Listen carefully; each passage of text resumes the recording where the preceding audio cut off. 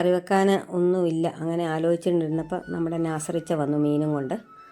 അപ്പം അയലയാണ് ഞാൻ മേടിച്ചത്. പിന്നെ ചെറിയ ചൂര ഉണ്ടായിരുന്നു. ചെറിയ ചൂര കറി വെച്ചാൽ അത്ര ഗുണമില്ലാത്തതുകൊണ്ട് അത് മേടിച്ചില്ല.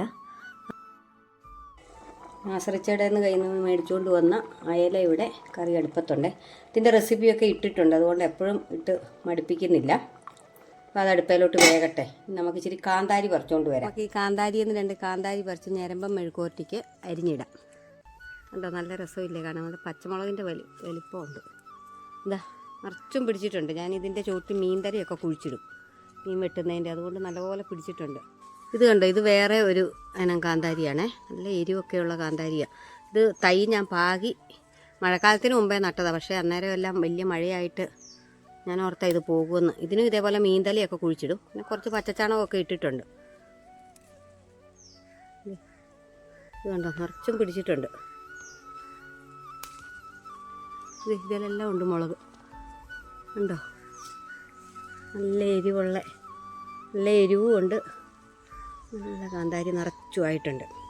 അപ്പോൾ ഇത്രയും മതി. ഇനി വേറെ ഒരു സൈസ് കാന്താരിയും കൂടിയുണ്ട്. നമുക്ക് അതുകൂടി കാണിക്കാൻ. ഇത് ഒരു സൈസ് ഉണ്ട മുളകാണ്. നല്ല എരിവുണ്ടേ ഇതിനും. ഇതേ അപ്പുറത്തെ വീട്ടിലെ ലതികമ്മയുടെ അവിടുന്ന് കാന്താരിയുടെ അരി കൊണ്ടുവന്നതാണ്. ഉണങ്ങിയ കാന്താരി നാട്ടിൽ നിന്ന് കൊല്ലത്തുനിന്ന് അവർ വന്നപ്പം, ലതികമ്മയുടെ ചേച്ചി വന്നപ്പം പിന്നെ മുളക് കൊണ്ടുവന്നാണ്. അതിൻ്റെ അരി ഇട്ട് പാവി കിളിപ്പിച്ച് ഇപ്പോൾ ഇത്രയായി. നിറച്ചും പിടിച്ചിട്ടുണ്ട്. അതും നമുക്ക് മീനിനകത്തൊക്കെ ഇടാം. ഇന്ന് വേണ്ട. ഇന്നിപ്പം നമുക്കിത് ഈ പറിച്ച ഈ 2 സൈസ് ഉണ്ട്. ഇത് മതി. ഇത് തന്നെ നല്ല എരിവാണ്. ഇതിലേ അവിടെ നിൽക്കട്ടെ, ആകട്ടെ, നിറച്ചും ആകട്ടെ. നമുക്ക് ഇന്ന് ചിലത് പഴുക്കാറായിട്ടുണ്ട് കേട്ടോ. അപ്പോൾ ഇതൊന്ന് പിച്ചെടുത്തേക്കാം. കേടായിട്ടാന്ന് തോന്നുന്നു ഇത്. ഈ മെഴുക്കുവരട്ടിക്ക് കാന്താരിയൊക്കെ അരിഞ്ഞിടാം നമുക്ക്. ഉച്ച കഴിഞ്ഞിട്ട് കുറച്ച് പരിപാടിയുണ്ട്. ചെടിക്കകം നിറച്ചും കാടായി. 2-3 വട്ടം പറിച്ചതാണ്. പക്ഷേ എത്ര പറിച്ചാലും ഈ മഴയല്ലേ, ഭയങ്കര കാടാണ്. അപ്പം ഓണമായി. അപ്പം കാട് പറിക്കണം. ഇന്ന് മോൾക്ക് ക്ലാസ്സില്ല. അവളെയും കൂടി കൂട്ടി ഞങ്ങൾ 2 പേരും കൂടി ചോറുമൊക്കെ ഉണ്ടേച്ച് ഇറങ്ങാമെന്ന് വിചാരിക്കുന്നു.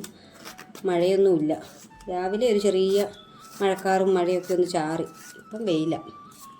അപ്പം വെയിലൊക്കെ ഇച്ചിരി താഴട്ടെ, അല്ലെങ്കിൽ പിന്നെ ചൂടല്ലേ നല്ല. ചോറുമൊക്കെ ഉണ്ടേച്ച് ഇറങ്ങാമെന്ന് വിചാരിക്കുന്നു. എനിക്ക് എല്ലാം മെഴുക്കുവരട്ടിയാണ് ഇഷ്ടം. തോരനോട് വലിയ താല്പര്യമില്ല. ഉണ്ടാക്കും തോരൻ, പക്ഷേ എല്ലാം മെഴുക്കുവരട്ടി ആ ചോറിനകത്ത് ഇളക്കി ഉണ്ണാൻ ഭയങ്കര ഇഷ്ടമാണ്. എന്ത് കിട്ടിയാലും മെഴുക്കുവരട്ടി ആദ്യം ഞാൻ ചിന്തിക്കുകയുള്ളൂ. പിന്നെ ചില സമയങ്ങളിൽ തോരൻ വെക്കാറുണ്ട്. അത് കൂടുതൽ ഇഷ്ടം മെഴുക്കുവരട്ടിയാണ്.